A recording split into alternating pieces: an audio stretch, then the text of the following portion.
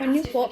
Kain po tayo. For the senior year prom. Chick-fil-A's up front. Makain po ba kayo We nito? decided to get the cow in on the fun. We had flowers. We're eating. Clay starts laughing. We're like, what are you laughing So ay at? paan I knew namang how big manok. the deal of promposal was. We just wanted to make sure that this was a special Nadobo ko moment. pa. Took a think about it. No, I did not have to think about it. I knew she was gonna say yes. Just because it was Chick-fil-A. Real guests paid for their testimonials.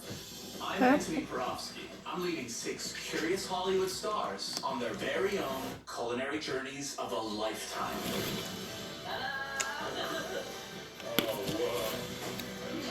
That's so delicious. Sa atin po mga Pilipina, sa mga kumakain ito, masarap pag inadobo. Sa kanila, sa ting nagluluto ako nito. Sabi niya, meron daw siyang paa, kainin ko raw. Sabi ko, di yung paa niyan din maluto. Target, Burbot found. Hindi po sila kumakain ito. They do exist in this lake, man. Finally. Been targeting these fish since the day, literally. Sarap po. The day I landed on this lake. That plane dropped me off on the shoreline, way back on that shore.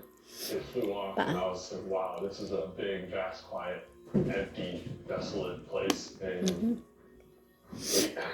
that's what I like. So I grabbed my fishing rod and I started casting. Several years later, here it is. This is the most shallow hole. Both of these shallow holes, I got fish. I got trout and I got Tagal na burbot. po ito kasi sa rep, kailangan ng kainin. Yes, I'm trying to catch fish to eat, but more importantly, I'm trying to Kaya gain kumakain knowledge. ko na. So when I do want this food source right away, I know where to go and get it. I like to invest my time into things that kind of kick my ass, things that are challenging. If you're Ginagawa ko persistent, lagi stubborn, painit, kind, ganun. you're gonna focus on the prize and you're gonna do whatever it takes to get there. Sarap.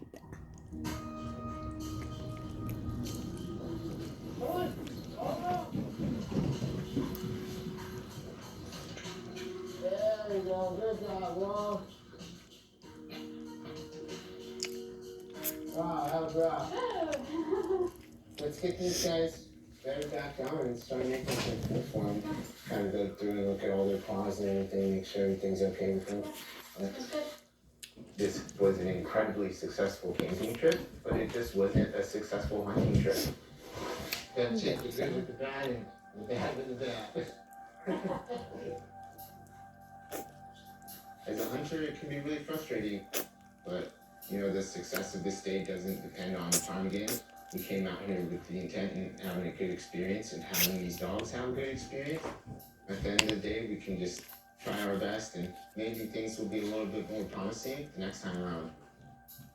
I can literally count on my hands like how many times I've just been beat down by Alaska. Like this place is a place of extremes. There's like nothing in between. It's like either really great or really bad. It's like just a roller coaster here.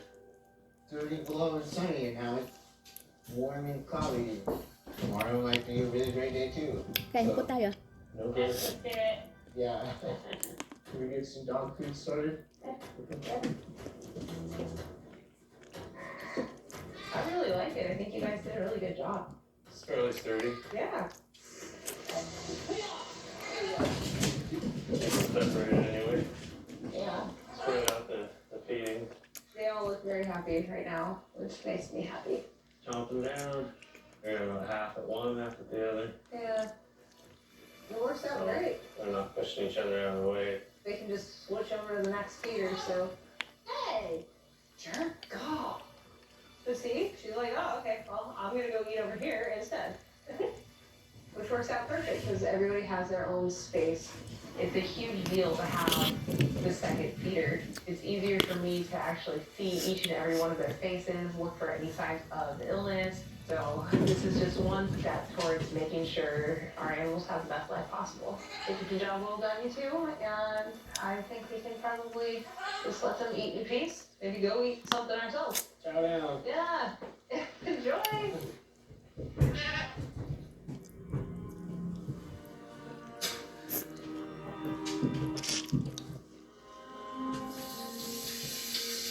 Yeah, that's the sign of success right there. It's amazing how well you tolerate the cold Java when there's food involved, huh? This is a burbot liver. Wow, that liver is fantastic. Very, very fatty. You know, they've evolved to live out here in these cold temperatures. And that fat allows them to stay warm and survive. Sometimes I'm bringing fish home, and sometimes I'm bringing Kaya lessons mauubos lahat. home. Dami. And every time I fish this lake, I'm bringing a lesson home. Life is good, huh, Java? Tapong ko na. Life is good. How good, girl.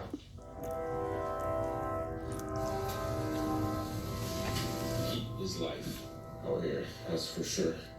It's a really nice setup. If people need it, it's like walking into a 5-star hotel. All right, all done here. Hang up an axe. Somebody needs it. It's gonna be a trap cabin. It's gonna need a couple traps up here. It's only right. Well, it's been real. Really appreciate this cabin. It's time to head home.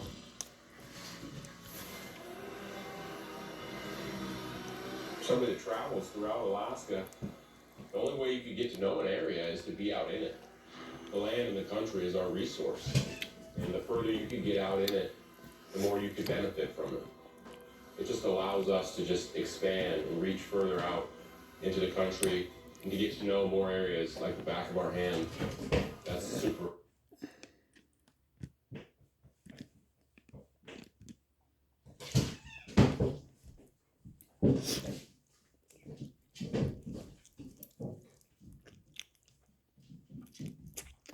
Who's getting their Medicare or Medicaid payment. And so Musk is coming in and trying to take over these systems. And we reported, it's interesting, Musk did that quote unquote pulse check, but our story ran a bit before, and if these individual agencies, there were signs of something like that to come. There were interviews where one DOJ employee, we had a recording, would ask people, federal employees with a ton of experience, sort of cavalierly it came off to them, so what's your superpower? And they were also asked to give lists of quote unquote wins they had had and blockers, which feels a bit like the precursor to this email of 5 bullet points explaining what you're doing. And I watched that cabinet meeting yesterday, and one thing that was interesting to me was Musk said, look, it wasn't a performance review, it was a pulse check to see if you have a pulse in 2 neurons. But what was sort of missed there is this sense that there's plenty of people in the federal bureaucracy who have a pulse in more than 2 neurons, who are being told by someone who is viewed as President Musk on the one hand to send this email with 5 bullet points, and then they're being told by their cabinet secretary or manager absolutely not to send this email with bullet points. So that's confusing to even the most brilliant of people who are trying to figure out what to do, in which in many ways, as we documented, would be a comedy of errors, but for the fact that people's lives are at stake and their jobs are at stake. Adrian and Steve. Adrian for Democrats. I mean, there's so much here to work with. Building. It seems to me to stay focused on the direct impact, the chaos, the confusion, obviously the pain that we saw, the young man from the IRS who's just lost his job, and to try to give voice to that. I know that some Democratic strategists, Carville has said, lay back, play possum, but I think there is a lot to work with here, carefully and calmly, but I wouldn't step away from saying, look, this is what happens when you cut like this. Right. And a couple of things on that, Mika. I think number one, when Trump initially went after USAID, a lot of Americans were like, what is USAID? Like, we don't really understand what this agency does. Is this our taxpayer dollars going to support, people around the world, not domestically here at home? Which of course we know is not true. USAID does a lot of work here at home. But now that he's getting into some of these other agencies and he's really tackling, people who are managing Medicaid, Social Security distribution, people who are entrenched in their communities, there's a misnomer out there, Mika, in America, that a lot of these federal jobs are based in Washington, D.C. That is not true. I think the IRS Center has a big location in Columbus, Ohio that employs 700 people. I mean, these are people who are being impacted across the United States in their communities who provide very vital services. So I think it's incumbent on Democrats to not only push back on this, but also make it very clear that these are people who are providing very important services, that you will feel the impact of these services are not in existence in your everyday life. You simply need human beings to implement some of these really important government programs. It can't be done with AI. It can't be done, without people there to do these jobs. I want to acknowledge a couple of realities from the administration's point of view. People get fired in America in the private sector. People get laid off. I was talking with the CEO a few days ago who was saying, after the Elon email, the 5 bullet points email, I too email with lower level employees in my companies. I too go around the managers. I want to know what's going on. So I want to acknowledge that you can do those things, but there's something else that's underlined in Ashley's reporting, which is the level of disrespect of people.